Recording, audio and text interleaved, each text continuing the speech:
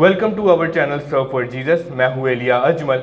जैसा कि हमने आपसे वादा किया था कि हम आपके सवालात बिशप साहब से पूछेंगे, मगर बड़े अफसोस से ये भी कहना पड़ता है कि तकरीबन 300 लोगों ने वो वीडियो देखी मगर सवाल सिर्फ 2 सवाल आए। और बड़ा अफसोस इसलिए हुआ कि हमारे मसीही लोग बाइबल नहीं पढ़ते। अगर वो बाइबल पढ़ें तो उनके जहन में सवाल आएँ और वो बिशप साहब से सवाल करने के लिए हमें कमेंट करते हैं। खैर, हमें जितने सवाल आए हम लेकर बिशप साहब के पास आ गए और आज हम अपने वादा के मुताबिक बिशप साहब से सवाल करेंगे और उनसे जवाब हासिल करेंगे। तो वीडियो को आखिर तक देखिएगा और अपनी बरकत को हासिल करिएगा।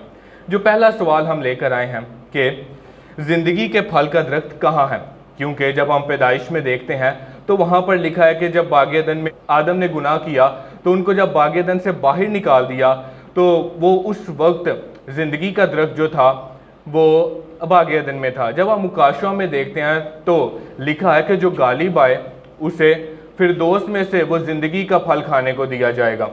तो हमारा सवाल बेसिकली ये है कि ज़िंदगी के फल का जो दरख्त है वो कहाँ है, फिरदौस में या बाग-ए-अदन में? जी, जब हम पैदाइश की किताब के दूसरे बाब को पढ़ते हैं जहाँ पर बाग-ए-अदन का जिक्र है तो वो बयान इस तरह से है, मैं आपके लिए पढ़ने लगा हूँ दूसरे बाब की 8वीं आयत से। और खुदा ने मशरक़ की तरफ अदन में एक बाग लगाया और इंसान को जिसे उसने बनाया था वहाँ रखा। और खुदा ने हर दरख्त को जो देखने में खुशनुमा और खाने के लिए अच्छा था ज़मीन से उगाया। ये लफ्ज़ गौर तलब है, उगाया, ज़मीन से उगाया। और बाग के बीच में हयात का दरख्त और नेक व बद की पहचान का दरख्त भी लगाया। फर्क है यहाँ पर अल्फाज का। सारे दरख्त उगाए, जमीन से उगाए गए हैं, वो जमीन से फूटे और उगाए। लेकिन ये 2 दरख्त, हयात का फल का दरख्त, हयात का दरख्त और नेक व बद की पहचान का, इसके बारे में लिखा है कि ये लगाया, जिससे ये नतीजा हम निकालते हैं। बाकी तो सारे जमीन से उगे और ये कहीं और से लाए, और जगह से लाए गए और यहाँ पर इनको प्लांट किया गया है, उगे नहीं पर लगाए गए। तो इसका मतलब है कि ये दोनों दरख्त थी, नेक व बद की पहचान का दरख्त और हयात का दरख्त जो है, ये जमीन के नहीं थे, लाए गए कहीं से। तो जाहिर है जैसा मुकाशवा की किताब में आप पढ़ते हैं फिरदौस से लाया गया। ये दरख्त बात तो हम सिर्फ एक दरख्त की करते हैं जी, दूसरे दरख्त का बात तो हम छेड़ ही नहीं रहे जी। तो ये दरख्त जो है ये जमीन का दरख्त नहीं था, ये फिरदौस का था। अब ये कि जमीन कैसी है, फिरदौस कैसी है, वो कहाँ है, ये दूसरे सवाल है जी। और लंबी गुफ्तगू इसके ऊपर चलती है। पर हमारा सवाल, हमारा जो नुक्ता नज़र है वो सिर्फ हयात के दरख्त पर है। सवाल यह है कि वो कहाँ से था। वो ज़मीन का नहीं है, वो आसमान का है, तीसरे आसमान का, फिरदौस में से लाया गया है। और जब आदम ने गुनाह किया तो हम बाइबल में भी यही पढ़ते हैं, चुनांचे उसने आदम को निकाल दिया, तीसरे बाब की ये 24वीं आयत है। और बाग के मशरक़ की तरफ करोबियों को और चौगिर्द घूमने वाले 16 जन तलवार को रखा कि जिंदगी के दरख्त درخت کے راگ کی حفاظت کریں۔ وہ آدم سے روک لیا گیا، کروبیم اس کی حفاظت کر رہے تھے۔ کب تک وہ زمین پر لگا رہا، یا کسی وقت میں بھی وہ وہاں سے اکھاڑ لیا، جو لگایا گیا وہ اکھاڑ بھی لیا گیا، اور وہ درخت جو ہے جو اگتا ہے، جو لگایا گیا آسمانوں میں، فردوس کے اندر ہے۔ تو یہ ہے آپ کے سوال کا جواب کہ وہ زمین کا درخت نہیں تھا، وہ آسمانی درخت ہے، اور وہاں سے لایا گیا، زمین میں لایا گیا، اور پھر روک لیا گیا آدم سے، اٹھا لیا گیا، لے لیا گیا، کیا بنا کیا نہیں بنا، یہ اگلے سوال ہے۔ جی اس وقت وہ فردوس میں ہے، اس وقت وہ فردوس میں ہے، اور پھل دیتا ہے اور کھانے کو دیا جاتا ہے، جو فردوس میں ہے، فردوس میں ہے، زمین پر نہیں ہے۔ جی جو ہمارا پہلا سوال تھا کہ زندگی کے پھل کا درخت کہاں ہے، تو ہم نے اس کا جواب جانا کہ وہ اس وقت فردوس میں ہے، تو وہاں پر جو فردوس میں لوگ ہیں ان کو وہ پھل بھی کھانے کو دیا جاتا ہے۔ اگلا سوال اس کی طرف ہم بڑھتے ہیں۔ اگلا سوال یہ ہے کہ سبت کا دن، یہودیوں کا جو سبت ہے وہ ہفتہ کو ہوتا ہے، جبکہ مسیحیوں کا اتوار کو، تو یہ ہفتہ سے اتوار یہ سبت کیسے منتقل ہوا؟ بڑا دلچسپ سوال ہے، مشکل بھی ہے۔ لوگوں نے اس کے اوپر بڑے بڑے انعام رکھے ہوئے ہیں کہ کوئی ثابت کر دے، پتہ نہیں کسی نے ثابت کیا یا نہیں کیا، کسی نے انعام پایا یا نہیں پایا۔ پر اب یہ سوال ہمارے سامنے ہے کہ یہودی تو سبت مانتے تھے، جسے آج ہم سیچرڈے کہتے ہیں، ہفتہ کہتے ہیں، لیکن مسیحی لوگ اتوار کو ماننے لگ گئے، اور اسی کو وہ سبت کہتے ہیں۔ ہوا کیا؟ اس میں کوئی شک نہیں ہے کہ خدا نے اپنے سارے کام سے جسے وہ کر رہا تھا، ساتویں دن اس سے فارغ ہوا۔ یہاں یہ بات بھی کر لیں، یہ نہ سوچ بنائے یہاں پر کہ اس نے آرام کیا۔ آرام وہ کرتا ہے جو تھک جاتا ہے، خدا تھکتا نہیں، بے شک یہ سایہ کی کتاب میں لکھا ہے۔ البتہ فارغ ہوا، جو کچھ وہ بنا رہا تھا۔ اس نے آسمانوں میں بہت کچھ بنایا، زمین کو بنانے اور سنوارنے سے پہلے وہ آسمانوں میں کام ختم کر چکا تھا اپنا، جیسے آسمانوں میں ستارے بنائے، آسمانوں کی مخلوقات بنائی، اور آسمانوں میں کئی سیارے، کئی ستارے، پتہ نہیں اور کتنے ہی سورج، کتنی ہی کہکشائیں اس نے پہلے سے مکمل کر کے پھر زمین کی طرف متوجہ ہوا، جو ہماری اس کہکشاں کا ایک حصہ ہے، اور اس کو اس نے بنایا۔ تو اس سارے کام سے اور وہ سارے لشکر سے جو وہ بنا رہا تھا آسمانوں میں اور زمین پر، ان سے وہ فارغ ہو گئے، ان کو ختم کیا، فارغ ہوا۔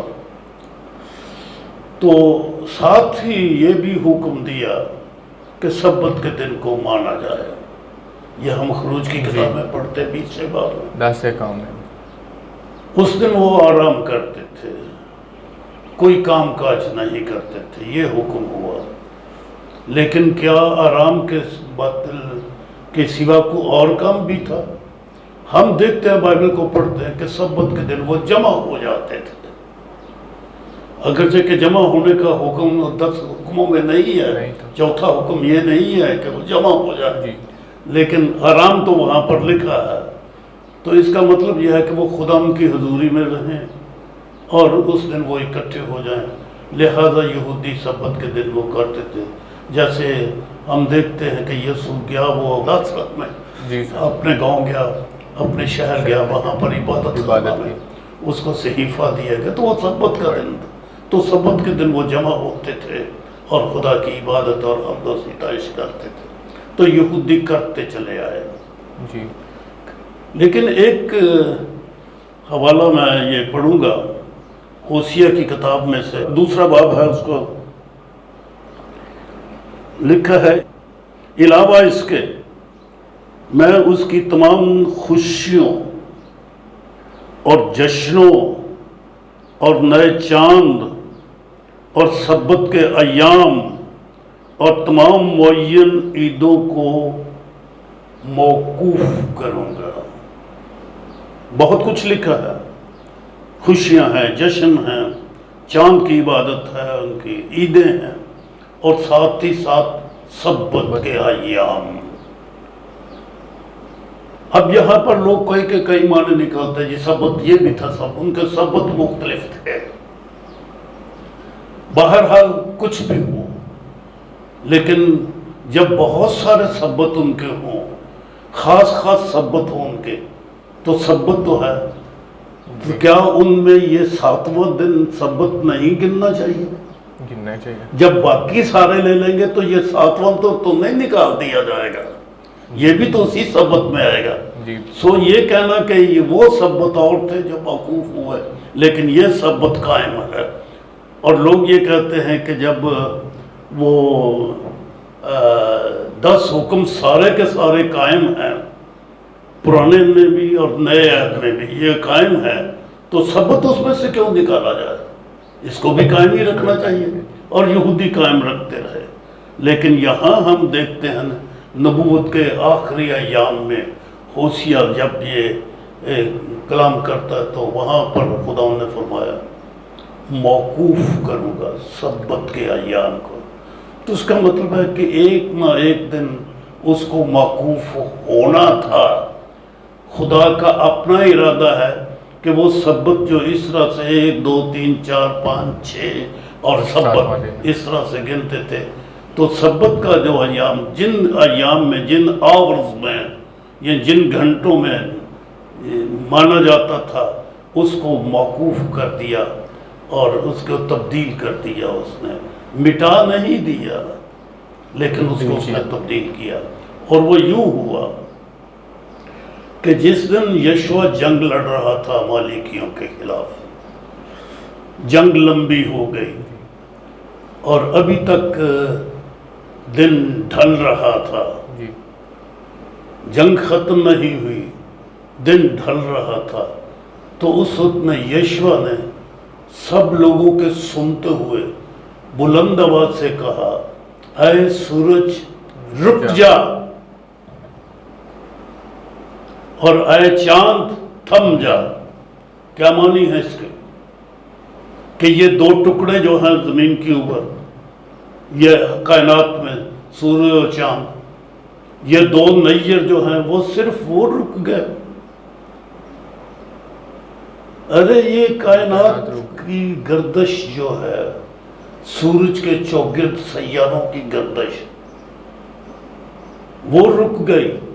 اور بائبل میں لکھا ہے عبرانی متن کے مطابق کہ ایک پورا دن سورج نے ڈوبنے میں جلدی نہ کی۔ پورا دن، پورے دن کتنا ہوتا ہے؟ 24 گھنٹوں کا ہوتا ہے۔ پر ناسا کی رپورٹ کے مطابق، جو 80s میں ناسا نے رپورٹ دی، وہ یہ تھی کہ کائنات میں ایک دن غائب ہے، اور اس کا پیریڈ تھا کتنا؟ 23 گھنٹے اور 20 منٹ۔ رات ہی نہیں آئی، آہستہ آہستہ دن ڈھلنے لگا، اور اتنا لمبا ہو گیا کہ ایک دن پہلے والے دن کے اوپر چڑھ گیا۔ آنے والا دن رات نہیں پڑی، وہ کولائیڈ ہو گیا، یعنی چھٹے دن کے اوپر چڑھ گیا۔ یعنی ان کا سبت جو تھا وہ ان کا جمعہ بن گیا، یہ جمعے کے اوپر۔ پر اس کے بعد پھر آگے بحال ہو گیا اسی طرح سے۔ یہ تو نہیں کہ وہ ایسے ہی رہا کہ 24 گھنٹوں کا 48 گھنٹوں کا وہ دن بنتا رہا، نہیں، آگے پر اسی طرح، پر وہ اپنی جگہ سے ہل گیا 23 گھنٹے اور 10 منٹ۔ اور پھر ناسا کی رپورٹ کے مطابق ایک بار جب وہ یہ دیکھ رہا ہے، ناسا یہ دیکھ رہا ہے کہ یہ کائنات کب کی بنی ہے، اور ایک سپر سا کمپیوٹر انہوں نے لگایا ہوا ہے، وہ کام میں جٹا ہوا ہے۔ پھر ایک بار اور یہ ہوا کہ وہ خرابی آ گئی، وہ لال بتی دینے لگ گیا ان کا کمپیوٹر۔ انہوں نے کہا یہ کیا ہے، پہلے بھی ہوا تھا اور اب بھی ہوا ہے۔ تب انہوں نے دیکھا خرابی کوئی نہیں، پر 40 منٹ کے بعد وہ گرین بتی اس نے دے دی، تو سوچنے لگ گئے۔ تو سائنسدانوں میں سے جو کرسچن کوئی تھا اس نے کہا بھائی یہ وہ بات ہے جب یسایہ نبی نے 10 گھڑیاں سورج کو پیچھے کر دیا تھا، تو وہ جو 47 گھنٹے اور 20 منٹ کا تھا 23 گھنٹے اس میں 40 گھنٹے 40 منٹ اور شامل کر لیے گئے، اور اس طرح سے 48 گھنٹے پورے ہو گئے۔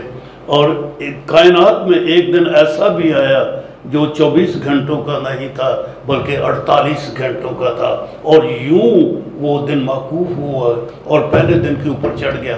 اور پھر خداوند یسوع مسیح نے اس کا پریکٹیکل یہ کیا کہ اس نے جب وہ قبر میں رہا دو دن، اور تیسرے دن وہ سویرے تیسرے دن وہ پہلے پیر تڑکے وہ زندہ ہو گیا، اور اس نے وہ خداوند کا دن کہلایا، جیسا کہ کرنتھیہ کے خط میں اور مکاشفہ کی کتاب میں لکھا ہے، وہ دن خداوند کا دن۔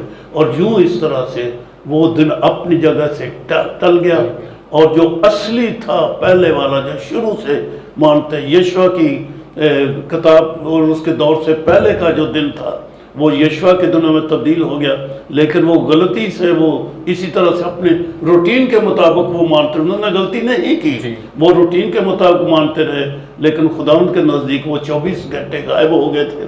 سو کائنات میں 24 گھنٹے دن غائب ہیں، اور وہ دن جو ہے اگلا دن اوپر آ گیا، اور خداوند نے اس اگلے دن کو پھر سے بحال کیا۔ تو اصل میں یہ اتوار ہی وہ سبت ہے جو شروع سے خدا نے کیا۔ اب وہ جو سبت کو مانتے ہیں وہ دراصل وہ تبدیل شدہ کو مانتے ہیں جو یشوع نے کلام سے بات حکم دے کے کر دیا تھا، لیکن ہم وہ سبت مانتے ہیں جو خداوند کا ہے پہلے دن سے اور یسوع مسیح کے زندہ ہو جانے سے۔ صحیح سبت اتوار کا دن ہے جی، جو 7 ڈے والے ہیں وہ بھی ہفتے کو مناتے ہیں۔ ہاں، یہ وہ پرانا یہودیوں کے طریقے سے مناتے ہیں جی۔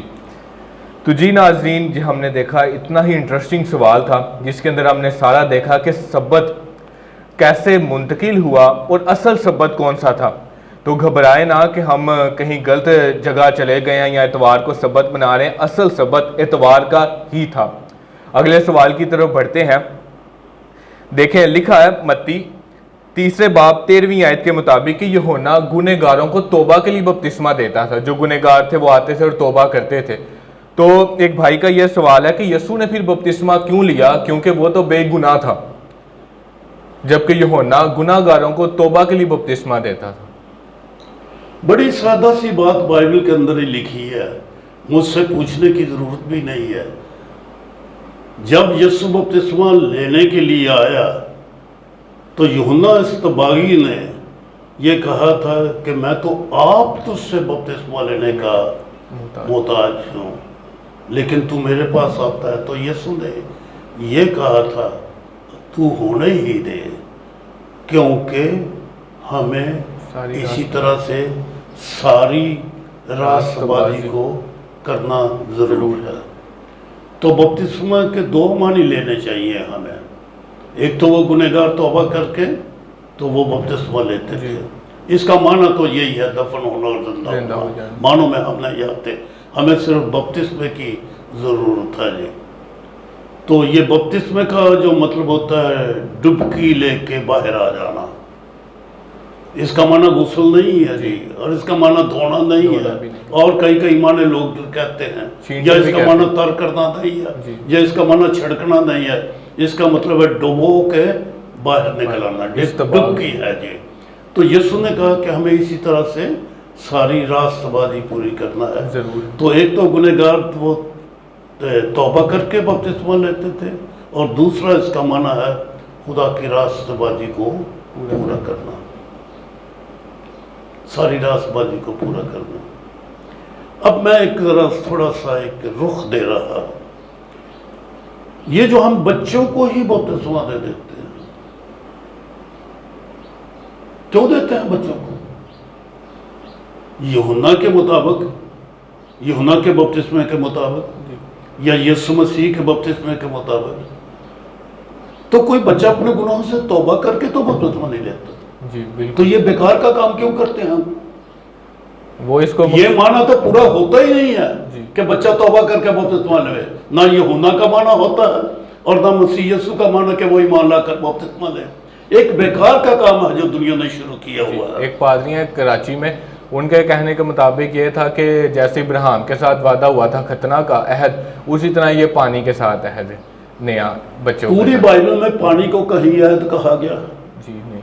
तो ये तो उनकी तशरीह गलत है। इस तरह की बातें वो करते हैं जो बाइबल को और डॉक्ट्रिन नहीं जानते। मोटा मोटा बाइबल को कहानी के तौर पर पढ़ा हुआ है, माने नहीं समझते हैं बपतिस्मे का। पानी का अहद, नमक को अहद कहा गया है और खतना को अहद कहा गया है। और खतना में तो खून बहाया जाता है, बपतिस्मे में कौन सा खून बहाया जाता है? पानी में खून बहाया जाता है? नहीं।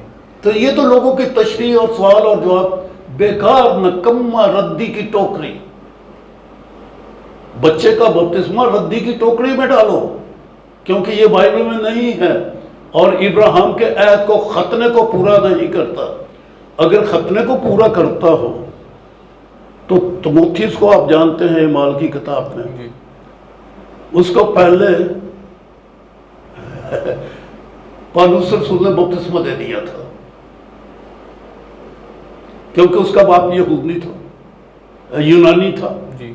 और माँ उसकी पहले यहूदी यूनानी बनी, फिर उसके बाद वो मसीह होगी। उसकी नानी लोइस भी इसी तरह से, वो माँ बेटी ये दोनों मसीही होगी। उनका ये बच्चा था, ये बड़ा अच्छा समझदार लड़का था। पौलुस ने इसको बपतिस्मा दे दिया। लेकिन फिर आगे जाके पढ़ते हैं कि यहूदियों के खौफ से, क्योंकि वो इसको वहां पर ले जाता था, उसने उसी को उसका खतना कर दिया। पहले बपतिस्मा दिया, फिर उसका खतना किया। कौन किसी की जगह पे आया और किसको हटाया और क्या किया? क्या बपतिस्मा को रद्द करके उसने पानी का खतना किया था? उसने बपतिस्मा भी रहा उसका कायम और खतना भी उसका कायम हो गया, क्योंकि ये एक दूसरे की जगह पे नहीं आए हैं। जो ये कहता है कि खतने की जगह पे आया है, वो बिल्कुल बुद्धू हैं। उनकी खोपड़ी डॉक्ट्रिन और बाइबल के मामले में काम नहीं करती। वो अमेजिश करते हैं अपनी सोचों में। बपतिस्मे का लफ्ज ले लेते हैं, खतने का लफ्ज ले लेते हैं, बाइबल में से खोपड़ी अपनी इस्तेमाल करते हैं। तो बाइबल की तशरीह बाइबल ही से करनी चाहिए, तो वहां पर उसकी जगह पे नहीं आया। ये बपतिस्मा जो है वो बच्चे का जो बचपन ही में खतना कर देते हैं, उसकी जगह पे नहीं आया, क्योंकि पानी जो है वो अहद नहीं है। और जिस किसी ने अहद के फरजंद लिखे, कोई सुल्तान पाल, कोई सुल्तान, परवेज सुल्तान कोई हुआ करते थे, हैं या खुदा में सो गए ये मालूम नहीं। उन्होंने ये किताब लिखी, उसके ऊपर मिशन वालों ने उसको अवार्ड भी दे दिया। बात ही सारी गलत है, क्योंकि बपतिस्मा बच्चे का खतने की जगह पे नहीं है, क्योंकि पानी कभी अहद नहीं होता। तो ये जो आपने सवाल उठा दिया, तो वो मैंने इसका जवाब भी दे दिया कि ये गलत बात है जो सोचते हैं कि ये अहद में बच्चों को शामिल किया जाता है। अलबत्ता एक तो यह है कि गुनहगार लेते थे, और बच्चा गुनहगार की गुनाह से तौबा करके नहीं लेता, ठीक है जी। और ना यीशु मसीह वाला बपतिस्मा ईमान ला के, कोई बच्चा ईमान नहीं लाता, इसलिए वो उसका बपतिस्मा भी वो नहीं बनता है जी। और दूसरा माना जो बपतिस्मे का यीशु ने कहा, हमें इसी तरह से सारी रास्तबाजी को, रास्तबाजी, एक तो तौबा के बाद पानी का बपतिस्मा और एक रास्तबाजी। यीशु मसीह ने तौबा के बाद तौबा करके बपतिस्मा नहीं लिया, क्योंकि वो गुनहगार नहीं था जी। उसने रास्तबाजी को पूरा किया, और ये खुदा की रास्तबाजी है, शरीयत की रास्तबाजी नहीं, खुदा की रास्तबाजी, फजल की रास्तबाजी, जिसका जिक्र रूमियों के 8वें नाम 10वें बाब में ये वजाहत के साथ पाया जाता है। तो ये रास्तबाजी जो ईमान की रास्तबाजी है, तो इसका माना खुदा की रास्तबाजी, ये खुदा की रास्तबाजी। ساری راست بازی کو پورا کرنا. بپتسمہ راست بازی ہے. بچہ کا بپتسمہ کو چھوڑ کے یسوع مسیح کی مانند راست بازی کا بپتسمہ راست بازی کو پورا کر, کیونکہ یہ زمین سے نہیں تھا, یہ لوگوں کی سوچ کا نتیجہ نہیں. بپتسمہ لوگوں کی سوچ کا نتیجہ نہیں, حالانکہ بچے کا بپتسمہ لوگوں کی سوچ کا نتیجہ ہے, لیکن یہ جو بپتسمہ یسوع نے لیا یہ آسمان کی طرف سے تھا. خدا کا حکم تھا کہ بپتسمہ لیا جائے. اس کے معنی ہیں بڑے, موقع نہیں کہ میں بپتسمے کے اوپر اس کے اوپر, اگر کسی کو بپتسمے کو اچھی طرح سے سمجھتا ہے تو میری ایک پانی کا بپتسمہ میری ایک کتاب ہے, اس کو بغور 1-2 بار مطالعہ کرے. میں نے وہاں پر یونانی زبان کو استعمال کر کے اس کتاب کے بپتسمے کے ہر پہلو کے اوپر میں نے کچھ کہا ہے جی, اس کو پڑھ لے. البتہ یسوع نے جو بپتسمہ لیا یہ توبہ کا بپتسمہ نہیں تھا, یہ اس معنوں میں لیا تاکہ خدا کی راست بازی کو پورا کیا جائے. اور جو راست باز کہلاتا ہے اس کو ڈبکی کے ساتھ استباغ لینا ہے, بہت ضروری ہے تاکہ خدا کی راست بازی کو پورا کرے. جی, جیسا کہ ابھی بشپ صاحب نے بھی بتایا کہ یہ راست بازی کا بپتسمہ یسوع مسیح نے لیا, تو جو بشپ صاحب نے اپنی کتاب کا حوالہ دیا پانی کا بپتسمہ, تو میں آپ کو ضرور کہوں گا کہ آپ میں سے کوئی بھی اگر خریدنا چاہے تو میں نے پہلے بھی اپنی ایک ویڈیو میں آپ کو نمبر بھی دیا ہے. صرف ایک ہماری بہن کراچی میں ہے جنہوں نے کتابیں کچھ منگوائی اور ہم نے یہاں سے ان کو کتابیں TCS کی, مگر باقی لوگوں نے شوق ہی نہیں ہے کیونکہ مسیحی لوگوں میں کتابیں پڑھنے کا. اگر وہ کتابیں منگوانا چاہیں تو ہم ابھی بھی حاضر ہیں. پانی کا بپتسمہ بہت ہی کمال کی کتاب ہے, یونانی کے الفاظوں سے لے کر ان کے رائٹرز کے مطابق جو تشریح ہے سب کچھ بتایا گیا ہے, بڑی کمال کی. اور بھی اگر آپ اس حوالے کو بھی سمجھنا چاہتے ہیں تو بشپ صاحب کی ایک اور کتاب ہے انجیل اربع, اس کو بھی اگر آپ پڑھیں تو آپ کے بہت سارے سوالوں کے جواب مل جائیں گے. تو ضرور آپ کتابوں کو بھی پڑھنے کی کوشش کریں تاکہ آپ کے سوال جو بائبل میں سے ہیں وہ آپ کو جلد از جلد مل بھی جائیں اور بڑے بہتر طور پر ملیں گے. خود بھی ریسرچ کریں. اس ویڈیو کو لائک, شیئر اور سبسکرائب کرنا نہ بھولیں, اس کو پھیلا دیں. اور بھی سوال ہوں تو آپ ہم سے ضرور کمنٹ میں ضرور پوچھا کریں. خداوند آپ کو برکت دے. شکریہ.